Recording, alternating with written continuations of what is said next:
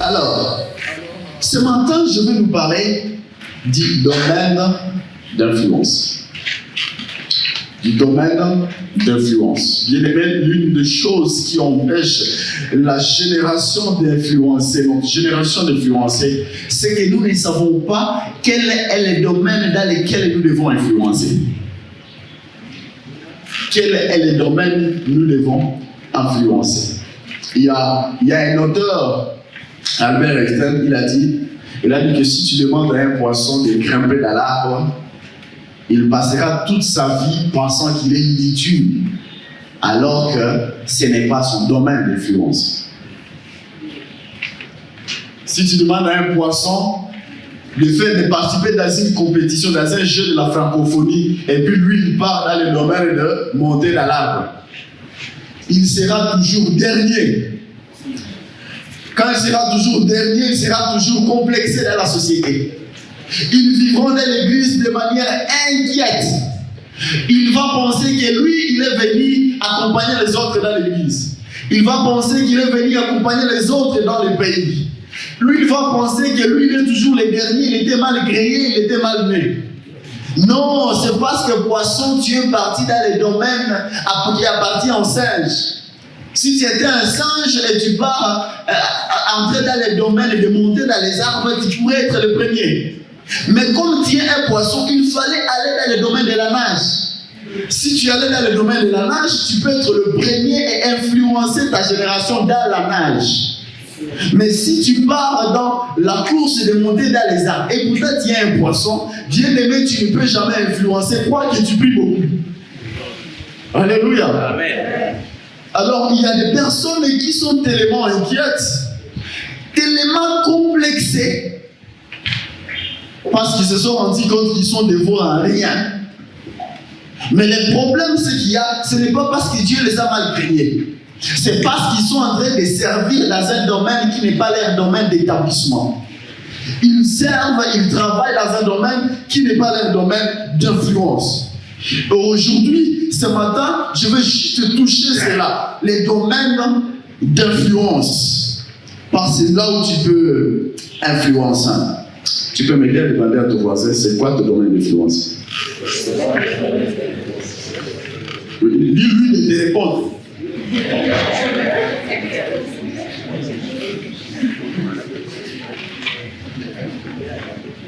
Alors, on t'a répondu? Non. Il connaît? Non. Oh. Il le passe partout. C'est chercheur standard. Comment vous imaginez que nous sommes des serviteurs de Dieu, mais ne sachant pas notre domaine d'influence, mais nous servons? Quel est l'impact que nous pouvons avoir dans ce que nous faisons, même si nous prions beaucoup? Comment ça veut-il que tous les voisins qui sont ici ne savent pas son domaine d'influence? Et pourtant, parmi nous, il y a des gens qui travaillent déjà. Mais vous travaillez où et pourquoi vous travaillez là-bas? Parmi nous, n'est-ce pas qu'il y a beaucoup, ils étudient à l'école. Vous étudiez à l'université. J'ai une question à te poser. Pourquoi tu as choisi la faculté que tu es en train de suivre? Pourquoi tu as choisi la section que tu suis? Est-ce que la faculté que tu as choisie, c'est ton domaine d'influence? Est-ce que la section que tu as choisie, c'est ton domaine d'influence? Les groupes dans lesquels tu sers Dieu dans l'église, est-ce que c'est ça ton domaine d'influence? Et pourtant, vous êtes déjà en action sans savoir votre domaine d'influence. Il sera impossible d'influencer.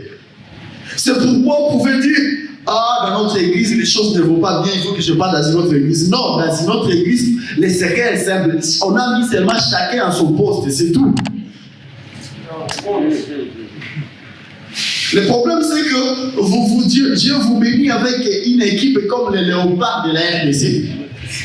Mais votre problème, c'est que vous prenez Bakam, vous le mettez dans le poteau. Vous mettez Théo Boganda, vous le mettez à la défense. Ou vous prenez Luindam à l'attaque. Mais attends, vous pensez que vous pouvez l'emporter? Mais c'est ça le problème. Maintenant, vous voulez aller dans une équipe, vous dites, je vais quitter l'équipe de Léopard, il faut que je parte dans l'équipe d'Amavu au Rwanda. Est-ce que vous savez que votre équipe elle est plus forte? Changez seulement les postes. Changez seulement les postes. Que chacun soit placé à son poste et vous verrez les résultats. Et je prie ce matin qu'il puisse faire des changements de postes. Alors qu'il sera en train de prêcher que les changements de postes se réorganisent. Qu'il y ait des personnes qui démissionnent dans leur poste, qui démissionnent dans leur chorale. Il dit, j'ai compris que je ne suis pas appelé pour chanter, je suis appelé dans l'intercession. Et l'intercession dit, je comprends, je ne suis pas appelé dans l'intercession, je suis appelé dans l'évangélisation. Qu'il y ait des changements, que chacun se sente à l'aise, que les poissons partent nager au lac, que les singes partent dans la forêt, et nous tous, nous allons donner de l'impact dans cette ville. Alléluia. Amen. Mais si nous servons, chacun dans les domaines où ils sont, ça n'ira pas. On va faire des émotions, pas des convictions. Alléluia. Alors je vais parler 5 choses et puis nous allons prier par rapport à ces domaines. La première chose, je suis obligé de commencer par ça parce que nous sommes dans ces 4 de l'église. La première chose que je vais nous parler par rapport au domaine d'influence, c'est que les domaines d'influence n'est pas coûte que coûte collé au temple. Les domaines d'influence, chers amis, n'est pas coûte que coûte collé au temple. Une des erreurs que l'Église a faites afin de tuer les destinées des gens, c'est qu'il a obligé tout le monde de coller son domaine d'influence dans les temples. L'Église a voulu convaincre tout le monde que pour servir Dieu, il faut seulement servir Dieu dans le temple. Bien-aimé l'Église, lorsque nous servons comme ça, nous avons tué beaucoup de destinées sans les savoir. Dans la Bible, il y a un homme de Dieu qu'on appelle Daniel. Et nous l'appelons prophète. Je suis convaincu qu'une fois nous serons au ciel, et que tu vois Daniel passer là-bas et tu l'appelles prophète Daniel, il est possible que Daniel ne puisse pas voir en arrière. Parce que lui, pendant le temps qu'il a vécu sur la terre, il ne se connaît pas prophète. Lui, il se connaît politicien. Alléluia. Amen. Daniel n'a jamais servi Dieu dans une chaire, dans une église. Non, non, non. C'était juste un politicien. C'était un conseiller du président de la République. Alors, M. Daniel ici, la manière qu'il servait Dieu dans la politique là-bas, nous l'avons placé parmi les prophètes de la Bible. Et si on arrivait au ciel, vous pouvez demander à Daniel, prophète Daniel, il dit, moi je suis un prophète depuis quand? Il dit, oui, oui, les choses que tu faisais dans la politique là, les choses que tu disais, les choses que tu as écrites, se sont réalisées. Ah, je suis prophète, oui, tu es prophète. Bien aimé, il y a des gens qui sont des prophètes de Dieu sans servir dans les temples de Dieu. Alléluia. Tu peux être un homme de Dieu, moi, mais sans pour autant être appelé de servir les dieux dans les temples de Dieu. Tu es appelé à servir Dieu en dehors du temple, mais tout en étant un serviteur de Dieu du temple, mais en dehors du temple. Alléluia. Donc, il y a donc 3 sortes de personnes par rapport au milieu, au domaine d'influence avec les temples. La première catégorie, ce sont des personnes dont leur domaine d'influence, c'est les temples. Je t'ai chassé mon livre. La première catégorie de personnes, ce sont des personnes dont leur sont nées pour influencer le monde, mais dans un milieu qu'on appelle temple. Ces genre de personnes, s'ils partent en dehors du temple, ils seront malheureux toute leur vie. Ils sont obligés de servir Dieu dans les temples. Et c'est dans les temples où ils gagneront leur vie. C'est dans les temples où Dieu le bénira. Dieu a prévu qu'il puisse influencer le monde entier, mais tout en étant dans un poste qu'on appelle le temple. Il y a ce genre de personnes. Et si tu es dans ce genre de personnes, il faut être fier de ça. Le problème, c'est que nous sommes dans les églises, peut-être, où, quand tu sers Dieu dans l'église, peut-être tu ne seras pas riche. Et puis tu te dis, non, non, pour être riche, il faut que je passe servir Dieu en dehors du temple. Et puis malheureusement, tu sors dans ton domaine d'influence, et là où tu pars chercher la richesse, tu n'auras même pas ça. Et une deuxième catégorie de personnes, ce sont des personnes qui servent Dieu en dehors du temple. Dieu les a prévus qu'ils vont influencer les mondes, ils vont même influencer l'église, mais tout en servant Dieu en dehors du temple. Ils sont donc appelés par Dieu comme ça. Mais le problème ici, c'est qu'il y a des personnes qui sont appelées à servir Dieu en dehors du temple, mais parce qu'ils ont peur du chômage, ils se disent, je dois aller suivre la théologie. Parce qu'à la théologie, quand tu finis directement, tu es une paroisse. Je ne sais pas si chez vous c'est comme ça, mais dans ma communauté, c'est comme ça. C'est-à-dire, si tu sens que tu seras chômeur, va faire la théologie. Là, quand tu finis, tu as directement un boulot. Que tu sois appelé ou pas, que tu sois envoyé par Dieu ou pas, tu as directement un boulot. Alors, on a beaucoup de gens, malheureusement, qui se rendent compte que je suis un bon à rien. Pour que je puisse être utile à quelque chose, pas faire la théologie, parce que là, on ne tiendra pas compte de ma capacité, on ne tiendra pas compte de mon option, on ne tiendra pas compte de mon appel. Je montrerai seulement un diplôme, on me donnera une paroisse pour gérer les âmes de Dieu sans savoir, sans être appelé pour les gérer. Et la troisième catégorie de personnes, ce sont des personnes que leur domaine d'influence, c'est à la fois dans les temples et hors temple. Des personnes à qui Dieu a équipé de capacités, eux, ils vont influencer le monde tout en étant dans les temples et en étant hors temple. Ils sont là, en train d'influencer. Et Dieu nous a donné cette grande capacité.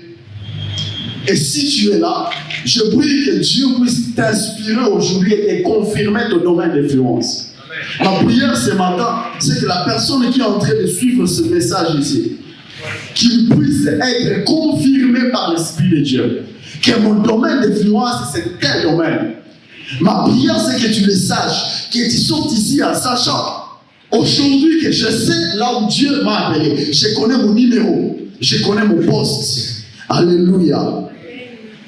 Les domaines d'influence. C'est pourquoi Dieu, lorsqu'il voit Gédéon, il était très concentré dans l'agriculture quand il lit Juge chapitre 6.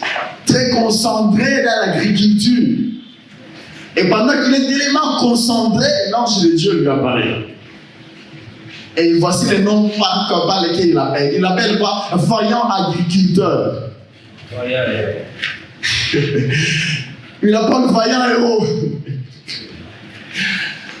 Et puis, il y a aussi des personnes au milieu de nous qui sont tellement concentrées dans un domaine, et quand tu vois son courage, tu peux penser qu'il est appelé là-bas.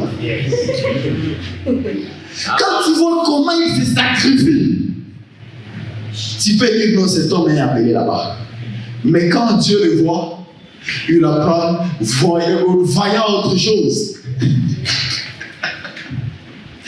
Le ciel te connaît vaillant dans un domaine que tu n'as jamais songé. Et pourtant, toi, tu t'en pries et tu sacrifies un tes moyens, un tes temps et ton intelligence sur un domaine où Dieu ne te compte pas. Tu vois Moïse en train d'élever les troupeaux de Jéthro. Et quand Dieu vient, il appelle dans la politique, malheureusement. Allez faire le lobby avec Pharaon. Alors ce matin, Dieu me dit qu'il y a des personnes et pourtant courageuses, mais dans un domaine qui ne sont pas leur domaine. J'aimerais dire à un Gédéon, l'agriculture n'est pas ton lot. Est-ce que tu peux accepter ce matin la voix de Dieu qui te dit tu es un vaillant héros, mais pour sauver le peuple dans un autre domaine? Alléluia. Amen. Et je prie que alors que nous serons en train de parler et de prier, que l'Esprit de Dieu te convainc, qu'il dise oui, c'est là. Y a-t-il quelqu'un qui le croit, qui dise Amen? Amen. Alléluia. La deuxième chose que j'aimerais nous parler sur ces domaines d'influence, c'est qu'il y a plusieurs conséquences de servir Dieu en dehors de son domaine d'influence. Il y a plusieurs conséquences, je vais citer les deux. Mais il y a beaucoup de conséquences quand tu sers dans un domaine qui n'est pas ton domaine d'influence. Le premier domaine d'influence, la première conséquence, c'est que quand tu sers, que ce soit dans les temps, que ce soit en dehors du temps, mais dans un domaine qui n'est pas ton domaine d'influence, c'est que tu vas servir beaucoup sans être payé après. Tu vas servir beaucoup, mais sans être payé après. J'ai une question à vous poser. Regardez un peu les personnes qui vous ont précédé dans le ministère. Pendant que vous étiez des enfants, il y avait des serviteurs de Dieu dans votre église. Beaucoup de gens étaient dans le choral qui ne sont plus dans le choral. Dites-moi, combien parmi eux Dieu les a payés?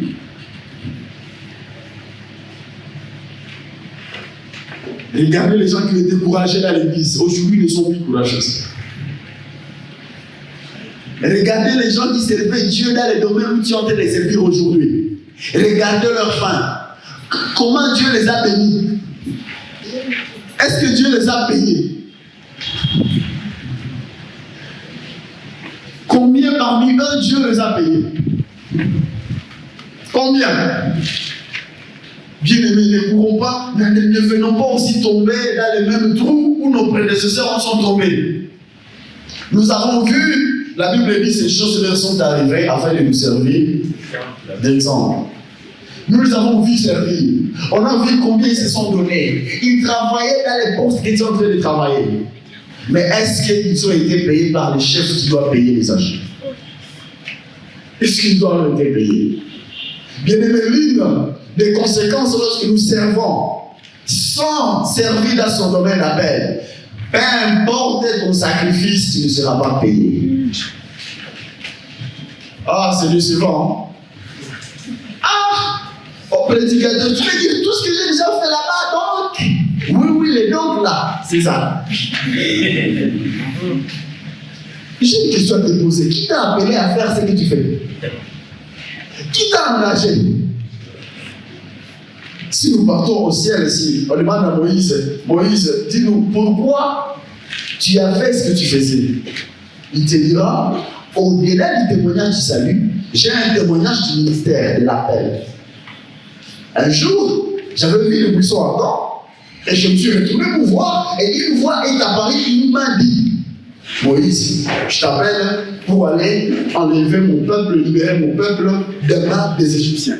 C'est à cause de cette confirmation de celui qui paye que j'ai commencé ce ministère-là. Alors j'ai une question à te poser aujourd'hui. C'est vrai que tu fais ce que tu fais, mais qui t'a convaincu que c'est ce que tu dois faire? Alléluia. Qui te payera après? Dans 1 Samuel, la Bible dit, un jour, on envoie David au front. Et au fond, on lui demande d'amener la nourriture à ses frères au fond. Et quand elle arrive là, au fond, il trouve qu'il y a Goliath. Il est en train d'injurer le peuple d'Israël et l'armée. Mais David, pendant qu'il voit, il se rend compte qu'en lui, il y a la capacité de tuer Goliath, même sans passer par le phare ici. David se rend compte que ces rebelles ici, M2023, qui est en train de faire face à notre armée ici. Ça fait beaucoup d'années là. Mais moi seul, je suis capable de les tuer. Comment ça veut dire que toutes les forces armées de la République ne savent pas mettre fin à la chose? Mais j'aime David. Au lieu de dire directement au phare d'essai, dit, ok, laissez la guerre, moi-même je vais aller combattre. Il a demandé juste une question. Il dit, si quelqu'un tuait Goliath, qu'est-ce qu'on va lui donner comme salaire? Le problème, c'est que dans l'église, si tu poses cette question, tu vas penser que tu es matérialiste. Ce n'est pas être matérialiste, c'est être spirituel. David dit, tant que je sois capable de résoudre les problèmes de l'église seul, mais avant que je puisse me lancer, dis-moi qu'est-ce que je gagnerais pour ne pas être distrait, quoi que ce soit le service de Dieu.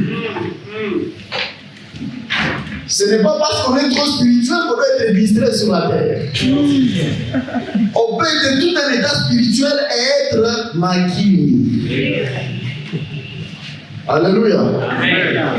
Et on a répondu à David, il dit, le roi avait dit, donc le roi avait dit, j'aimerais te dire, le ce que tu fais bénévolement, le roi avait dit qu'il y a un salaire réservé aux gens, c'est que dans ce que tu fais. Mais comme tu n'avais pas demandé cette question avant de commencer, tu ne sais pas et tu vas mourir pauvre. Alléluia. Ce que tu fais là, il y a beaucoup de gens qui gagnent beaucoup d'argent et qui gagnent une famille, avec ce que tu fais là-bas, avec ce que tu fais, que ce soit hors temple ou dans l'État, mais le problème c'est que tu ne connais pas les principes qu'il faut pour ça. Tu n'as pas la lumière de la parole de Dieu pour ça. Tu n'as pas cette lumière. Et je prie que pendant cette retraite, que la lumière est réservée à ce domaine-là soit éclairée pour toi. Et que tu vois même en détail la méthodologie et les principes pour le faire, afin que tu vois la main de Dieu dans ça. Dieu dit, je bénirai le travail de tes mains. Or, tes mains sont en train de faire quelque chose. Pourquoi Dieu ne bénit pas le travail de tes mains? C'est parce qu'il n'y a pas de lumière de ce travail-là. La bénédiction signifie dire bien. Bénir signifie dire bien. Est-ce que tu as déjà écouté une bonne parole par rapport à ce que tu fais de manière bénévole? Alléluia. Amen. J'ai une question à te poser. Pour les sacrifices que tu fais pour nous, qu'est-ce que tu gagneras après? Merci de ce que tu fais pour nous. Mais qu'est-ce que tu gagneras? Dieu sait connaît. Alléluia. N'envions pas les autres. Comment les autres là? Oui, c'est un problème de principe qui est dans la Bible. Mais acceptons de recevoir cette lumière. Une autre conséquence, lorsque nous servons Dieu dans les temples en dehors du temple, mais servir en dehors de son domaine d'influence, c'est que les groupes dans lesquels tu sers ne peuvent jamais influencer la société. Si vous servez Dieu dans un domaine qui n'est pas votre domaine d'influence, votre église là n'influencera jamais la vie de ce pays. Si vous servez Dieu dans un domaine d'influence qui n'est pas votre domaine, votre famille là ne va pas jamais influencer. On ne connaîtra jamais votre nom dans cette famille. Si vous servez Dieu dans une organisation, dans une entreprise, mais chacun est placé dans le domaine qui n'est pas son domaine d'influence. Le comptable, c'est le frère du chef du village. Le chargé il n'y a personne qui est placé dans son domaine. C'est lui qui est le leader, le directeur, il n'a même pas le don de diriger. Celui qui est le pasteur, il n'est pas appelé pour être le troupeau. Mais tout le monde a été placé parce qu'il a une relation avec le chef. L'autre, c'est une copine du chef. Voilà pourquoi elle est caissière, mais sans avoir aucune notion sur la caisse. L'autre, les postes sont donnés pas parce qu'on a tenu compte des domaines d'influence de chacun, mais seulement on a tenu compte de la relation qu'il a avec le chef. Lui c'est le grand-père du chef, voilà pourquoi il est portier.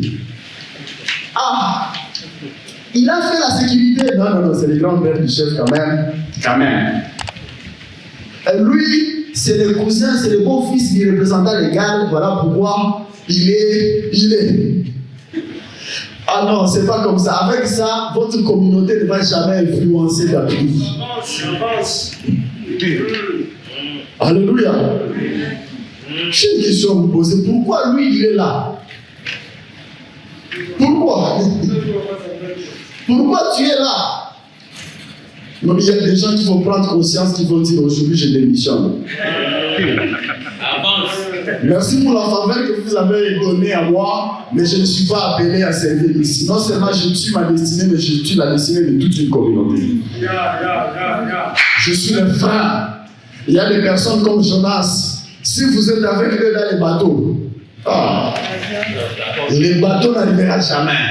Soit la personne quitte pour que le bateau puisse arriver, soit vous tous, vous n'arriverez jamais. Parce que Jonas, ce n'est pas ça ton domaine d'influence. Ton domaine, c'est un Ninive, ce n'est pas dans les bateaux. Amen. Mais quand tu viens dans les bateaux, et toi, et nous tous, nous allons nous marier. Amen. Et qu'est-ce qu'on va faire? Ils ont fait des prières, ils ont fait des jeûnes et prières, ils ont fait quoi? La chose n'a pas marché. Jusqu'à ce qu'on a pris la personne qui est au mauvais endroit, on l'a jeté. Car il y a des personnes qu'on va jeter ce matin. Amen. Alléluia. J'aime la sagesse de Jonas. Il a dit non, moi je connais les problèmes, jetez-moi. Y a-t-il des gens qui ont la sagesse de Jonas ce matin qui disent, bien aimé, j'étais-moi, c'est moi le problème. Si j'ai quitté ce poste, même si je gagne, si j'ai quitté, toute la communauté progresse. Alléluia. Je vais dire à quelqu'un, votre entreprise aura du financement le jour que toi, tu vas changer de poste. C'est quoi les blocages? Si on mettait là où tu es quelqu'un dans son domaine, votre entreprise pourrait déjà avoir beaucoup de financement. C'est toi le blocage. Jette-toi dans la mer. Et si j'ai une bonne nouvelle pour toi, si tu te jettes à cause de la foi, tu ne te noieras pas dans la mort. Dieu prévoira un poisson pour te prendre afin que tu ne meurs pas. Parce que c'est par l'amour de ton peuple que tu t'es jeté. Et y a-t-il quelqu'un qui est prêt à se jeter ce matin qui dit Amen? Amen. Alléluia. J'aimerais dire aux amis qu'il n'y a pas de mauvais groupe, il n'y a que de mauvais chefs. Alléluia. Troisièmement, quelques blocages qui nous empêchent à connaître nos domaines d'influence. Le premier blocage, c'est l'ignorance. Dites avec moi, ignorance. Osée chapitre 4, verset 6, la Bible dit, mon peuple périt, pas parce qu'il a péché, mais mon peuple périt parce qu'il lui manque la connaissance. Et voici comment ça augmente. Il dit parce qu'il dit, et puis pas plus que tu as rejeté la connaissance, je te rejetterai aussi, et tu seras dépouillé de mon sacerdoce. Bien-aimé, Jésus dit, mon peuple périt pas parce qu'il a péché, mais parce qu'il lui manque de quoi? De la connaissance. Avez-vous déjà vu quelqu'un, il est tellement sérieux, il ne pêche jamais, mais il périt. Très sérieux, aucun péché dans sa vie, mais périt. Et pourtant, les pécheurs qui ont la connaissance progressent. Le problème, c'est que Dieu est tellement trop spirituel jusqu'à négliger la connaissance. L'ignorance fait à ce que beaucoup de gens ne savent pas servir dans leur domaine d'influence. Mais le Jésus que nous servons, lui, quand il a servi, je me souviens, au début de son ministère, il était capable d'expliquer aux gens pourquoi il est sur la terre. D'expliquer aux gens en quoi il doit servir. Je me souviens, Luc 4, il est en train d'exposer devant les gens. Il dit, moi, comme vous me voyez ici, moi, je suis moi pour annoncer la bonne nouvelle aux pauvres. Moi, je suis moi pour guérir les cœurs des gens qui sont brisés. Je suis moi pour ouvrir les yeux des aveugles. Je suis moi pour ramener libres les opprimés. Je suis moi pour proclamer l'année de la grâce. Il connaît son domaine d'influence et il peut même expliquer ça, diviser ça aux plus petits objectifs spécifiques en expliquant ce qu'il est, en expliquant son domaine d'influence. J'ai une question à te poser. Est-ce que toi tu peux expliquer ton domaine d'influence à petit point? Est-ce que tu peux l'expliquer? Jésus savait en quoi il doit servir et il pouvait même l'expliquer. J'aimerais te demander une question. Tu es heureux pourquoi? Tu es heureux pour quel domaine? Toi qui me suis aujourd'hui. Alléluia. Deuxième cause, deuxième blocage qui nous empêche de savoir notre domaine d'influence, c'est le fait de ne pas être fier de son domaine d'influence. Ne pas être fier de ce domaine d'établissement. Il y a des personnes qui connaissent que moi je suis appelé dans ça. Mais le problème, il n'est pas fier dans ça. Il dit que ça ne paye pas. Dans Jérémie chapitre 1, verset 5, il avait dit avant que tu ne sois né, je te connaissais, je t'avais déjà consacré et je t'avais déjà établi prophète. Le mot établi en détail, quand vous étudiez ce mot, ça veut aussi dire imposé. J'étais établi, c'est-à-dire j'étais imposé. C'est-à-dire qu'il y a des domaines que tu veux fuir parce que tu sens que tu as des faiblesses, tu as des imperfections. Et tu dis avec les imperfections que on va me rejeter. Non, la Bible dit qu'il t'a établi, c'est-à-dire qu'il t'a imposé à la chose. Si je me lance dans ce domaine ici, même l'environnement ne donnerait, personne ne gagne dans ce domaine. Personne ne gagne. Mais toi, Dieu t'a imposé à la nature. De manière que si toi tu y allais, toi, la nature va te donner les fruits. Ce n'est pas parce que les autres ne gagnent pas dans ce domaine que toi tu ne gagneras pas. Eux n'étaient pas imposés par l'Éternel. Mais toi, c'est lui qui a créé la terre, t'a imposé à cette terre-là, avec cette terre te donne le fruit de sa terre. Alléluia. Il dit, j'étais imposé, consacré. Bien-aimé, tu sais qu'on peut être consacré par Dieu sans être fier de son domaine de consacration. Alors qu'il y a des gens qui ne sont pas consacrés dans ce domaine et qui servent dans ce domaine et ils gagnent quelque chose. Comment nous voyons même à la télé, les personnes non consacrées se lancer dans l'évangile, dans les prophéties. Ils font des prophéties, des mauvaises prophéties, alors que nous avons des prophètes consacrés et établis qui ne passent même pas à la télé. Mais ceux qui se sont donnés et se lancés dans les domaines, ce sont des personnes non consacrées. De façon que pour lancer une parole de connaissance, il faut qu'il fasse un code qui dit je vais te donner l'argent, mais quand je vais dire ça, toi tu vas t'élever. Pendant que ceux qui sont ceux qui sont authentiques, ils ont tendance à fuir ça. Et ceux qui sont authentiques, c'est ceux qui ne sont pas authentiques, ils sont là. Ils ne font rien. Bien-aimés, soyez fiers de votre domaine d'influence.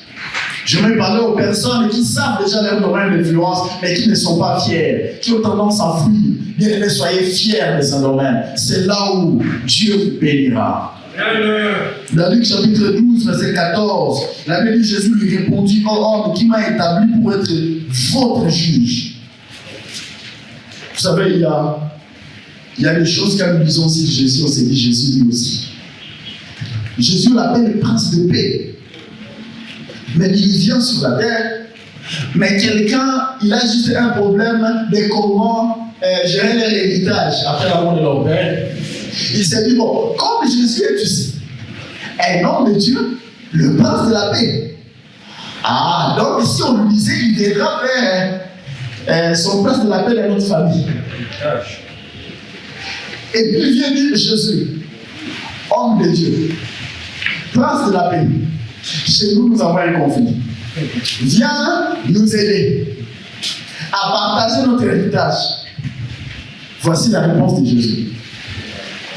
Qui m'a établi votre juge. C'est-à-dire, je sais en quoi je suis établi.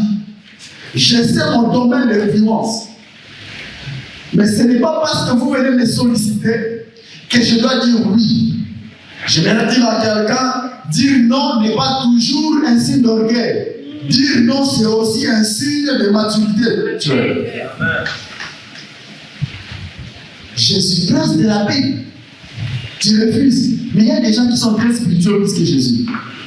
Ils savent qu'ils sont appelés à autre chose, mais parce qu'on les a appelés hommes de Dieu, prince de la paix, ils laissent leur domaine pour aller satisfaire. Mais tu es en train de passer ton temps pour rien. Dis non. On va dire que tu es orgueilleux, on va dire que tu es impoli, mais tu es spirituel. Est-ce que ça passe? Je suis orgueilleux. Vraiment, les gens qui ont des dons sont orgueilleux. Comment je vais l'appeler pour venir faire son place de la paix dans notre famille? Il ne refuse pas. Est-ce que c'est son domaine d'influence? Qui m'a établi votre juge? Je suis établi quelque part. Avant que je ne sois né, Dieu me connaissait. Il m'a consacré et il m'a établi quelque part de précis. Mais il ne m'a pas établi là-bas où vous voulez m'amener. Alléluia. Ce n'est pas parce que je peux le faire que je dois le faire. C'est pas parce que tu peux que tu dois. Est-ce que je parle à quelqu'un ce matin? Alléluia. Amen. La quatrième chose qui nous empêche, ou la troisième chose qui nous empêche d'aller oublier le domaine d'influence, je l'expliquais tantôt, ce sont les sollicitations des gens de la foule. Les sollicitations des gens de la foule. La Bible dit au verset 13, il dit il y a quelqu'un de la foule qui a demandé une question à Jésus. Est-ce que tu peux venir être un juge chez nous? Bien aimé, attention avec les gens de la foule. Ce n'est pas pour rien que la Bible a donné cette précision. Et bien la personne ici qui veut solliciter Jésus, au-delà de la sollicitation, voici un détail important. Ce type, c'est un gens de la foule. La foule représente, les gens disent que la foule n'a pas d'âme. Donc la foule représente les personnes qui n'ont pas de vision personnelle. La foule représente des personnes qui ne connaissent même pas leur domaine de finance. Ce sont des personnes qui viennent te solliciter, frère. Est-ce que tu peux nous aider dans tel ministère?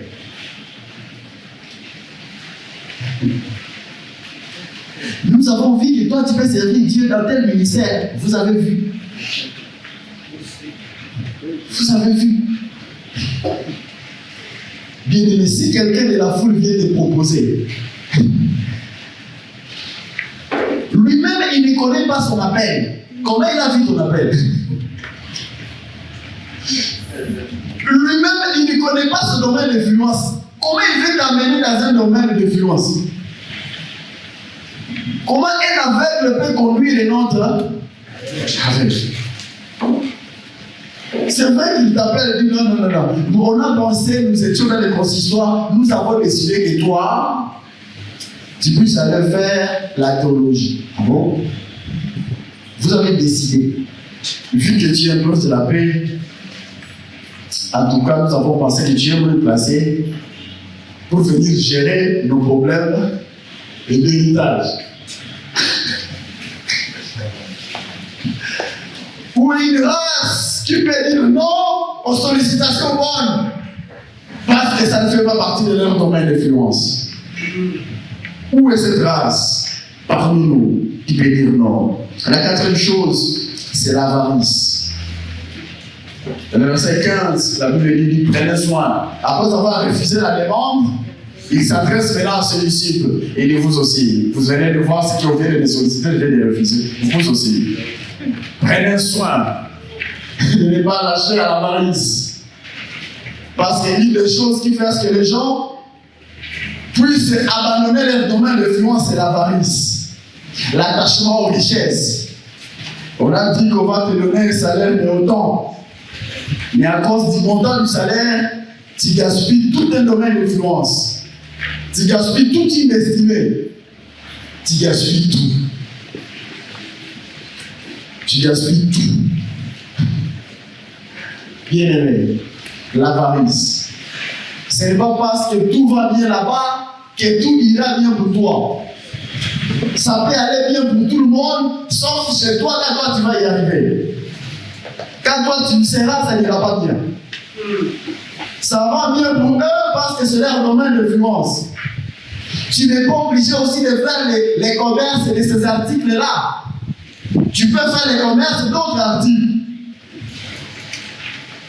Tu as fait sciences infirmières, médecine, mais tu veux te lancer dans le commerce. Si tu te lances dans le commerce, ce n'est pas encore mal. Mais quel commerce? Oh, commerce des perpètes, parce que chaque fille est en train de vendre des perpètes. Si tu as besoin de commerce, et pourtant tu as fait la médecine, mais fais alors les commerces des médicaments. Alléluia. Mais tu vois, tout le monde est en train de gagner dans ces domaines-là. Oui, tout le monde, mais sauf toi. Parce que tu es un roi de Dieu, appelé pour influencer quelque part par Dieu. Pour toi, ça n'ira pas. Alléluia. Est-ce que je parle à quelqu'un? L'avarice, c'est l'une des choses qui fait que beaucoup de gens puissent rater. Non, on a compris que tout le monde, en tout cas, dans notre pays, si tu postules, même si tu as postulé sans savoir que tu seras élu, tu peux... Oui, il y a tellement de la grâce que tu peux même être président de la République sans penser qu'un jour tu seras président de la République en essayant seulement de postuler. Il y a tellement la grâce que tout le monde peut être député tout en essayant. Ah bon? Et voilà, tout le monde possible. Dans notre province, dans notre ville, il y a seulement 4 députés nationaux qui seront élus. Mais si tu sais le nombre des candidats. Mais l'argent là que tu as donné, si tu prenais ça et commençais une petite entreprise, Mais ça pourrait aller. Mais l'argent là que tu vas gaspiller là, dans la campagne, tout l'effort que tu vas faire, tout le courage, toute l'intelligence qu'on met, est-ce que tu ne peux pas prendre le même moyen, le même courage, le même zèle, mais ça dans une entreprise? Comment si une entreprise petite qu'elle soit, avec les mêmes moyens, le même courage, si ça ne va pas aller? Mais tout le monde n'est pas appelé à être député. Ce n'est pas parce que nous sommes dans une année électorale que toute l'église doit postuler. Alléluia. Une seule église, 5 candidats. Et pourtant, dans toute la ville, 4 sont cherchés. Mais attends, vous êtes d'accord? C'est l'Esprit de Dieu vraiment qui est dans l'église.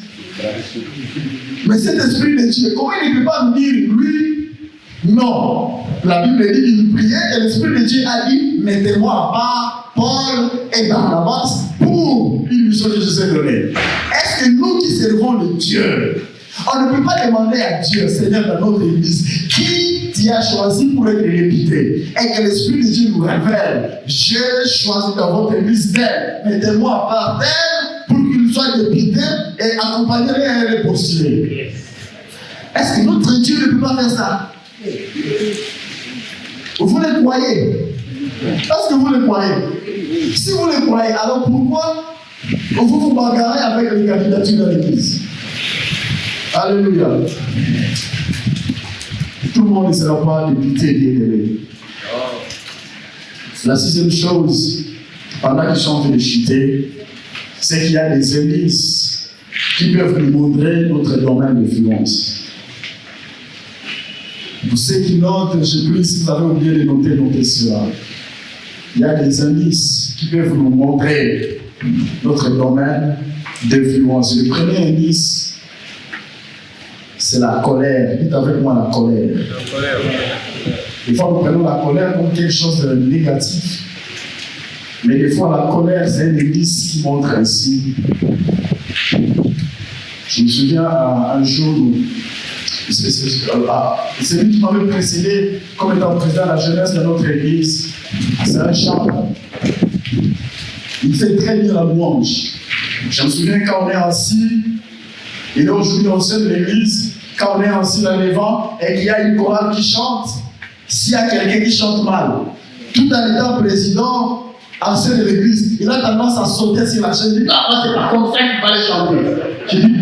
Je dis, Dieu ancien de l'église et nous sommes dans un église, ça fait quoi? Avance. Je ne le comprenais pas. Mais je l'ai compris quand on est arrivé à l'étape de la prédication.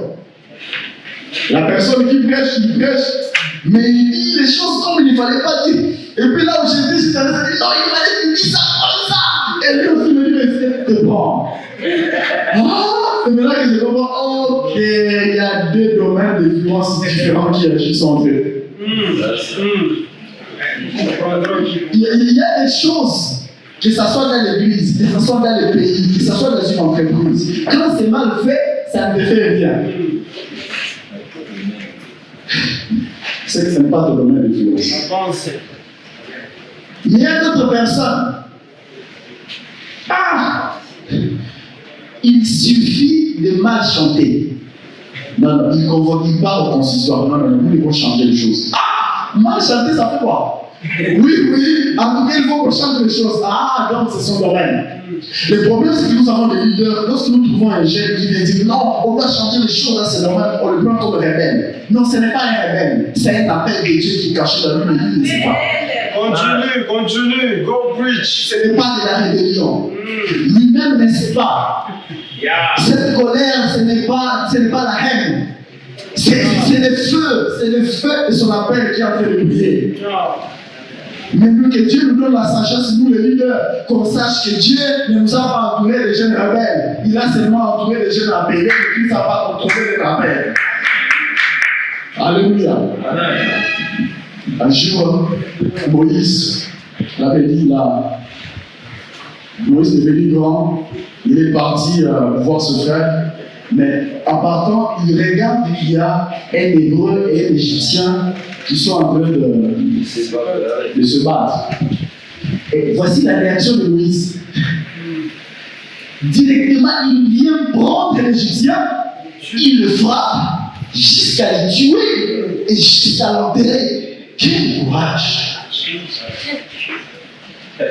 Et directement, peut-être le lendemain, le même Moïse vient.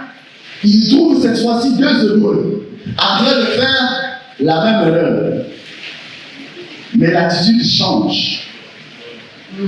Moïse, au lieu aussi de venir prendre l'un des Hébreux, le frapper, le tuer et l'enterrer, Moïse vient comme message qui dit, s'il vous plaît, vous êtes des frères. Ne vous battez pas. Jusqu'à ce que l'autre lui dit, toi, apparemment, tu vas me tuer et m'enterrer comme tu as. Mais attends, j'ai une question à vous poser. Pourquoi Moïse, l'attitude change quand c'était un Égyptien avec les Hébreux? Mais quand c'est Dieu qui le veut, il est conseillé. Mais quand aussi c'est un Égyptien avec un Égyptien, ça ne lui dit rien. Pourquoi ça change? Il y a quelque chose que Moïse ne sait pas. C'est que Moïse ne sait pas qu'il est né pour sauver les Hébreux de la main des Égyptiens. Mais comme il ne sait pas, il est en train de faire le même appel, mais en dehors de Dieu, mais il le fait en tuant l'Égyptien. Mais le jour que Dieu va rencontrer Dieu, il sera éclairé par la lumière de la parole, il viendra sauver le même Hébreu de la main des Égyptiens. Ça, tuer les Égyptiens, c'est le Dieu qui l'appelle qui va tuer les Égyptiens. C'est que Moïse, il tue les Égyptiens. J'aimerais dire, il y a des gens que nous tuons dans l'église, pas parce que ce n'est pas peine, mais c'est notre appel avant d'être éclairé par la lumière. Nous le faisons mal, parce qu'on n'a pas encore se laissé éclairer par la lumière. Là où tu fais des erreurs, ces erreurs-là, ça ne signifie pas que tu dois abandonner ça. Ces erreurs-là, ça veut dire que tu dois chercher Dieu afin que tu viennes faire la même chose, mais cette fois-ci, ça tuer les Égyptiens. Alléluia. Amen. La colère que tu as, bien aimé, ce n'est pas un défaut, c'est un indice de ton domaine d'influence. Alléluia. Amen.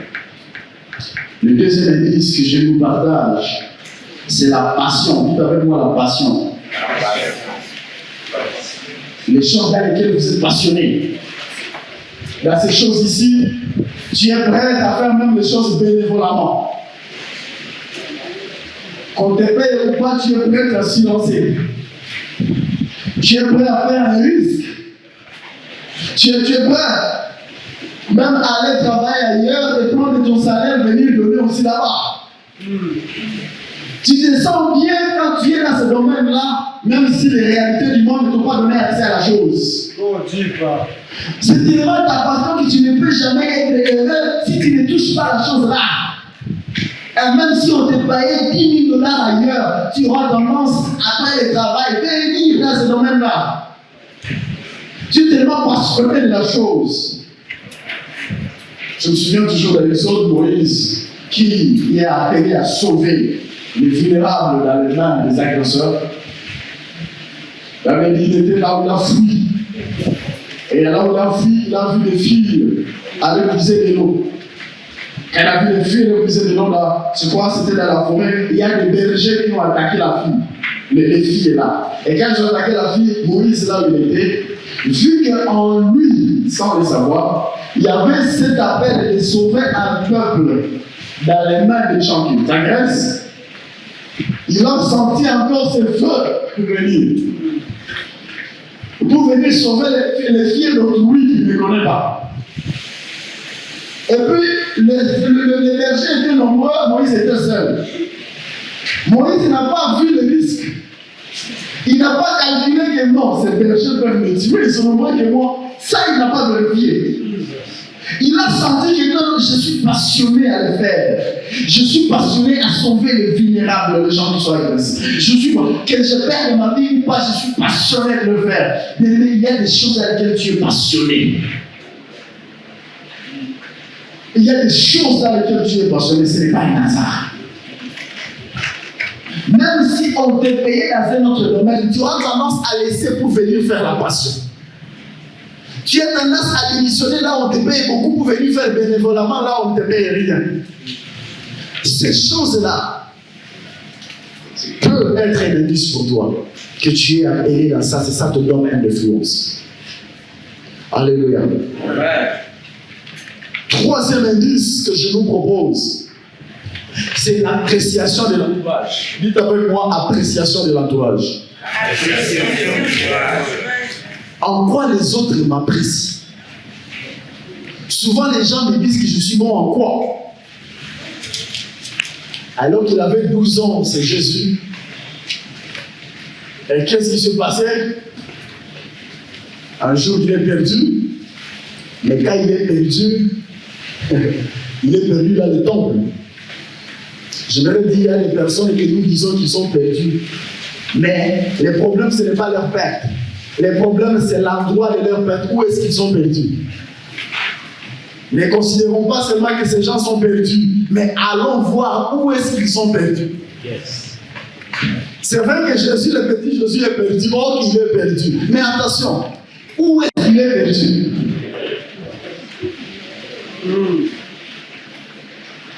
Alléluia. Amen.